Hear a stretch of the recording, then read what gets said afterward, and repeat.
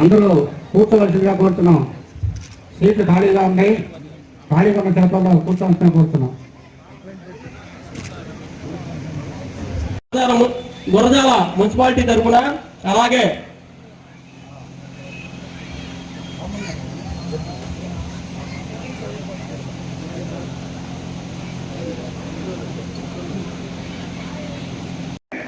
అందరూ భోజనం చేసి వెళ్ళవలసిందిగా కోరుతున్నాం.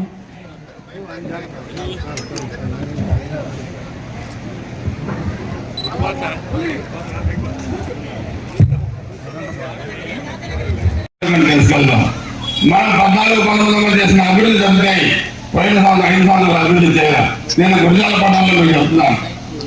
కాలుపడి రోడ్డు, మార్చిలో గుంట రోడ్డు మనమే లైట్ నుండి ఎవిడెన్స్ చేశాం.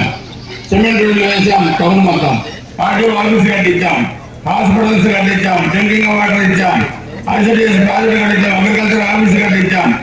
ఈ 5 సంవత్సరాలు చేయగలిగింది పల్లెటూరుగా ఉన్న గురజాలని రెవెన్యూ డివిజన్ తీసుకొచ్చి మొత్తం ఒక మున్సిపాలిటీ తీసుకొచ్చాం. రాబోయే రోజుల్లో మన సోమశిస్ కార్యక్రమాలను అమలుపరిచే దాంట్లో భాగంగా గురజాల కేంద్రంగా కూడా మనం పల్నాడు జిల్లా సాధించాల్సిన అవసరం ఉందని చెప్పి కూడా తెలియజేస్తున్నాం. అదేవిధంగా నిధులు కూడా మనం తీసుకొస్తున్నాం. మన పక్కనే దైవ అమరలింగ స్వామి టెంపుల్ ఉంది. పుస్తకాలు వస్తాయి అనే తారలు ఇచ్చాం, బాటలు ఇచ్చాం, లైటింగ్ ఇచ్చాం, డ్రింకింగ్ వాటర్ ఇచ్చాం. కానీ ఏదన్నా ఫెస్టివల్స్ కి మహిళలు స్నానాలు చేసిన కనీసం వాళ్ళు షెడ్లు కూడా వెళ్ళిన పరిస్థితి కదా 5 సంవత్సరాలు. అక్కడిని కూడా మనం నిధులు చేసుకొచ్చి డెవలప్మెంట్ చేస్తున్నాం. 16లో పుస్తకాలు వస్తున్నాయి. మళ్ళీ 28లో మన ప్రభుత్వంలోనే మళ్ళీ కృష్ణా పుస్తకాలు రమాతాలన్నీ మనం బ్రహ్మాండంగా కూడా టెంపుల్ సమితి కూడా మనం చేస్తామని చెప్పి మేము తెలియజేస్తున్నాం. అదేవిధంగా వచ్చే దసరా నుంచి గ్యాస్ కనెక్షన్స్ కూడా 3 సిలిండర్ల ప్రభుత్వం ఇవ్వబోతుంది. మనం కూడా చెప్పిన సూపర్ 6లో ప్రతి ఒక్క ఇంటికి ఉచిత గ్యాస్ కనెక్షన్ మా నియోజకవర్గం సూపర్ 6లో కూడా చెప్పాం. దాన్ని కూడా త్వరలో అమలు పరిచి తీరుతామని చెప్పి కూడా మేమందరూ కూడా తెలియజేస్తా ఉన్నాం. నిరుద్యోగులకి ఉద్యోగ అవకాశాలు కల్పించడం ఇవన్నీ కూడా మనం చేసుకోబోతున్నాం. రాజధాని చంపేశారు. మా గుంటూరు జిల్లాలో రాజధాని నిధులు ఇవ్వలేకపోతే కేంద్ర ప్రభుత్వ సహకారంతో 15,000 కోట్ల రూపాయల ముఖ్యమంత్రి గారు తీసుకొచ్చారు రాజధాని నిర్మాణం కోసం. పోలవరం రంగం సెకండరీ అన్న మొత్తం ధర పచ్చి మోసం చేస్తే పోలవరం మంగళవారం ముందు వెళ్ళలేకపోతే 20,000 పోలవరానికి తీసుకొచ్చారు. పరిశ్రమలు కూడా అన్ని కూడా రాబోతూ ఉన్నాయి. నేను మీ అందరికీ చెప్పేది ఒకటి, ఈ ప్రభుత్వం అందరి ప్రభుత్వం, ప్రజల ప్రభుత్వం. ఇది ఆలోచన చేసే ప్రభుత్వం కాదు. అందుకే త్వరలో ప్రతి గ్రామంలో యూనిట్గా తీసుకొని, మున్సిపాలిటీ ఒక యూనిట్గా తీసుకొని అభివృద్ధి చేసే దాంట్లోనే ఒక ప్రణాళికగా రూపొందిస్తున్నాం. ఫస్ట్ వీక్ నుంచి కూడా చాలా మంది ఈ ప్రక్రియ స్టార్ట్ అయితే చెప్పి మీకు తెలియజేస్తున్నాం. మీకు ఏ అవసరం ఉన్నా అందరం కలిసికట్టి కుటుంబ నాయకులందరూ కూడా కలిసికట్టుగా మన ఉద్యోగాన్ని అభివృద్ధి పదంలో తీసుకెళ్దాం. ఇక పార్టీలకు అతీతంగా కూడా అభివృద్ధి కార్యక్రమాలు చేసేదానికి కూడా మేము ముందుంటాం. తప్పకుండా 14-19 చేసిన అభివృద్ధిని మళ్ళా ఇంకా ముందుకు తీసుకెళ్లే విధంగా మళ్ళీ ఈ ప్రభుత్వంలో కూడా కూటమి ప్రభుత్వం నిధులు తీసుకొచ్చే విధంగా కూడా చేస్తామని చెప్పి కూడా మీకు తెలియజేస్తున్నాను.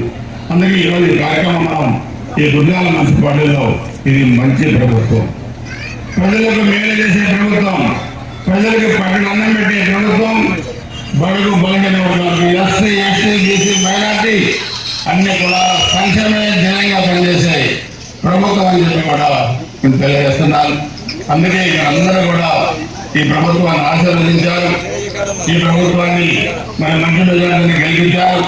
మీ నమ్మకాన్ని అమ్ము కాకుండా చేసే బాధ్యతని, అభివృద్ధి చేసే బాధ్యతని అందరం కూడా తీసుకుంటామని చెప్పి తెలియజేసుకుంటూ ఈ కార్యక్రమానికి బాధ్యత వచ్చిన ముఖ్యంగా మహిళలు వాళ్ళందరూ కూడా మరి అక్కడికి అందరూ కూడా హృదయపూర్వక నమస్కారాలు తెలియజేసుకుంటూ అందరం కూడా అదేవిధంగా మన నాయకులు, కార్యకర్తలు, జనసేన, బీజేపీ, తెలుగుదేశం ఈరోజు మన బండి బ్రహ్మాండ పరిగెత్తా ఉంది. ఒక పక్క చంద్రబాబు నాయుడు గారు, ఒక పక్క పవన్ కళ్యాణ్ గారు, ఒక పక్క భారతీయ జనతా పార్టీ అందరం మనం కలిసి ఈ రథాన్ని, ఈ అభివృద్ధి రథాన్ని మనం ముందుకు లాగుతా ఉన్నాం, ముందుకు తీసుకెళ్తా ఉన్నాం. దానికి మీ అందరూ ఆశీస్సులు కూడా కావాలని చెప్పి కూడా తెలియజేసుకుంటూ అందరూ కూడా భోజనం అందజేశారు. ఇక్కడ గుళ్ళో ఎన్డీఏ ప్రభుత్వం ఏర్పడి 100 రోజులైన సందర్భంగా ఈరోజు రాష్ట్ర వ్యాప్తంగా కూడా అన్ని గ్రామాల్లో కూడా ఈ కార్యక్రమాలు నిర్వహించుకొని మున్సిపల్ పరిధిలో ఈ సదస్సులు కూడా మనం పెట్టుకుంటున్నాం. దీని ప్రధాన ఉద్దేశం ఎన్నికలకు మనం ఇచ్చిన హామీలు నెరవేర్చడంలో ఈ 100 రోజుల్లో మనం ఏం చేసామనేది కూడా ప్రజలకి తెలియజెప్పడమే దీనిలో ప్రధాన ఉద్దేశం. ముఖ్యంగా పెన్షన్ మనం చూస్తే 2014లో చంద్రబాబు నాయుడు గారు ముఖ్యమంత్రి అయినప్పుడు 1000 రూపాయలు పెన్షన్ దాన్ని 200 రూపాయలు పెన్షన్ 1000 రూపాయలు చేశారు. దాని ఎన్నికల ముందు 2000 చేశారు. జగన్మోహన్ రెడ్డి గారు 3000 చేస్తారని 4 సంవత్సరాల్లో చేయలేకపోతే దాన్ని 4000 రూపాయలు పెంచి మొట్టమొదటి నెలలోనే 7000 రూపాయలని ఏప్రిల్ జనవరి 7000 రూపాయలు ఇచ్చింది మన ప్రభుత్వం. ఇచ్చిన హామీలు నిలబెట్టుకోవడంలో ఈ ప్రభుత్వం కూడా ముందుంటుంది. పేదవాడు ఆకలి తెస్తే అన్న క్యాంటీన్ కూడా మూతవేస్తే దాన్ని కూడా ఇప్పుడు 170 చోట్ల అన్న క్యాంటీన్ కూడా చేశారు. మన నియోజకవర్గంలో మన పిడుగురాళ్ళ కూడా అది పెట్టాము. భూమి నీది హక్కు నాది, భూమి నీది ఆక్రమించుకోవడం నా హక్కు అనే వైసీపీ నాయకుల తత్వానికి ల్యాండ్ రేటింగ్ యాక్ట్ చేస్తే దాన్ని కూడా రద్దు చేసి భూమి ఎవరైతే యజమాని కూడా వాళ్ళే మీకు హక్కు లేదని చెప్పి కూడా తొలి సంతకంతోనే ల్యాండ్ రేటింగ్ యాక్ట్ రద్దు చేసింది మన ప్రభుత్వం చెప్పుకోవడం తెలియజేస్తున్నాను. అంతేకాకుండా తెలుగు మనం చూస్తే మెగా డిఎస్సి దాదాపు మొదటి సంతకం కూడా చేశారు మన ముఖ్యమంత్రి గారు.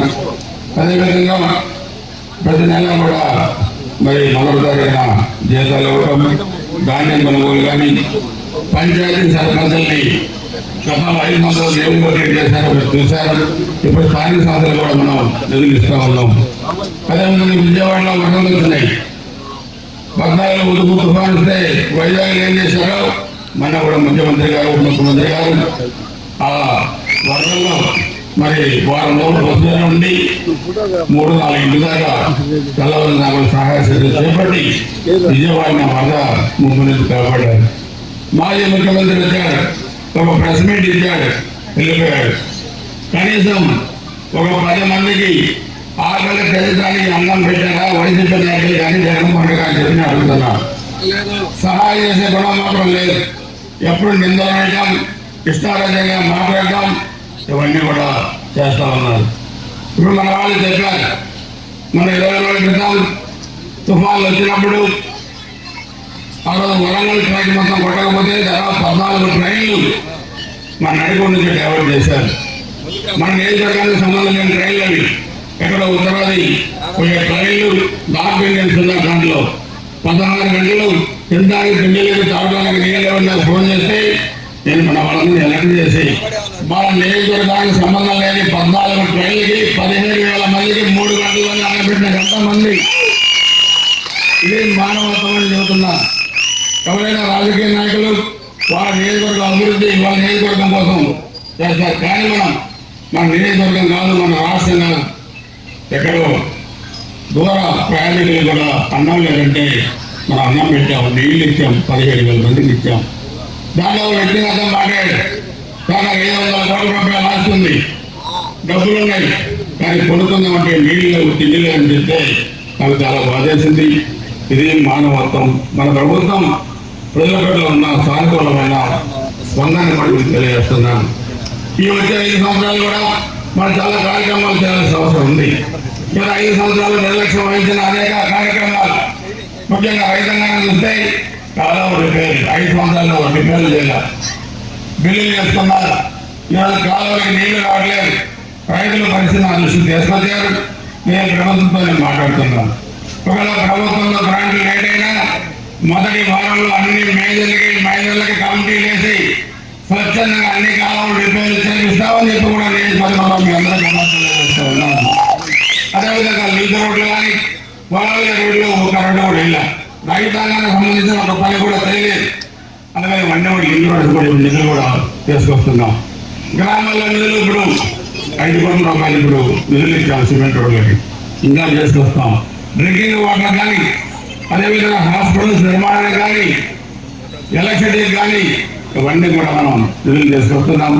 శానిటేషన్ బాగుండాలి. వర్షాలు వచ్చినప్పుడు వాటికి కూడా ఎక్కడికక్కడ మున్సిపాలిటీ గ్రామాల్లో కూడా అధికారులను ప్రజాప్రతినిధులను కూడా అప్రమత్తం చేస్తా ఉన్నాం. లిఫ్ట్ ఇరిగేషన్స్ కూడా నిధులు కూడా సేకరిస్తున్నాం. ఈరోజు మనం చూస్తే అన్ని విధాలుగా కూడా ఈ ప్రభుత్వం ముందుకెళ్ళేదానికి కూడా మనం అభివృద్ధిలో ప్రణాళిక రూపొందించుకుంటున్నాం. డ్వాక్రా మహిళలు ఉన్నారు. గత ప్రభుత్వంలో వీళ్ళు సేకరించుకున్న నిధులు 3,000 కోట్ల రూపాయలు గత ప్రభుత్వం వాడుకుంది.